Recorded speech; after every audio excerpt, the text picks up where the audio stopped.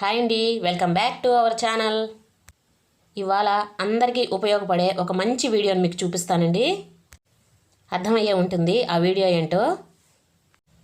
Hair fall, dandruff ఏదైనా సరే 1 మంత్లో తగ్గించే రైస్ ప్యాక్ అండి ఇది. ఈ రైస్ ప్యాక్ ఖచ్చితంగా మన హెయిర్ ఫాల్ను తగ్గించి హెయిర్ గ్రోత్ అయ్యేలా చేస్తుంది.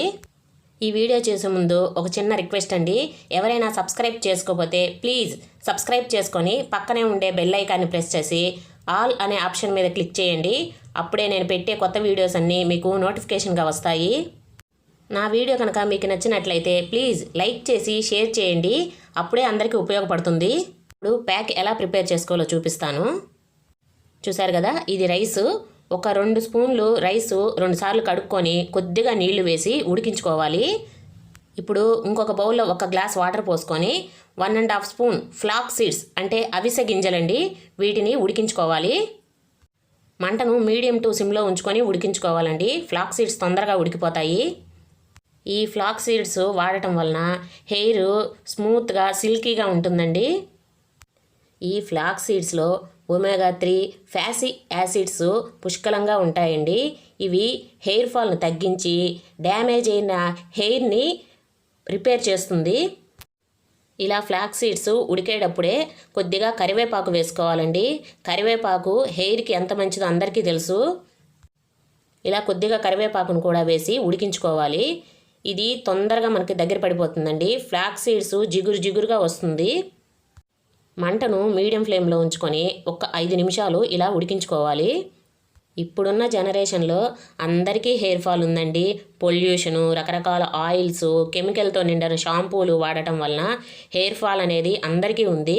ఇలాగా ఇంట్లోనే మనం తయారు చేసుకొని వాడామంటే కెమికల్స్ ఏమీ లేకుండా హెయిర్ ఫాల్ అనేది కంట్రోల్ అవుతుంది. హెయిర్ కూడా హెల్తీగా పెరుగుతుంది. దీంట్లో మనం ఎటువంటి కెమికల్స్ వాడటం లేదు కాబట్టి మనకి 0 సైడ్ ఎఫెక్ట్స్ అండి. చిన్న పిల్లల నుండి పెద్దవాళ్ళ వరకు ఎవరైనా వాడుకోవచ్చు. హెయిర్ కలర్ కూడా మనకి తొందరగా వైట్ కాకుండా ఉంటుంది. ఇప్పుడు చిన్న వయసులోనే వైట్ హెయిర్ వచ్చేస్తుంది కదా, ఇలాంటివి హోమ్ రెమెడీస్ వాడటం వలన హెయిర్ కూడా తొందరగా తెల్లబడకుండా ఉంటుందండి.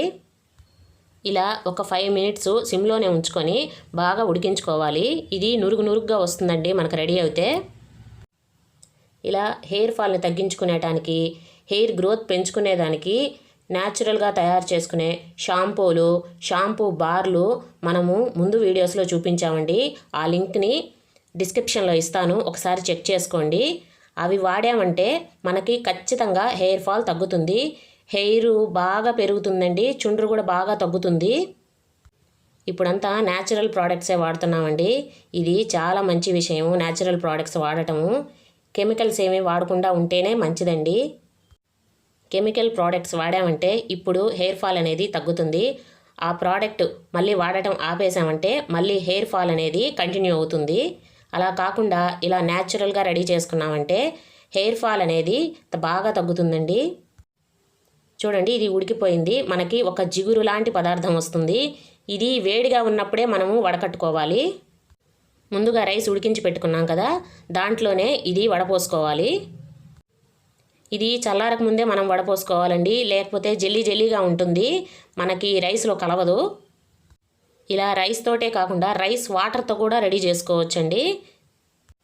మనం రైస్తో ఈ ప్యాక్ తయారు చేస్తున్నాం కదండి, రైస్ వాటర్లో ఇనోసిటాల్ అనే పదార్థం ఉంటుందండి.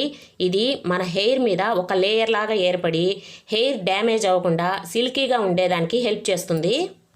అంతేకాకుండా ఈ రైస్ వాటర్లో కార్బోహైడ్రేట్లు ఎక్కువ ఉంటాయి.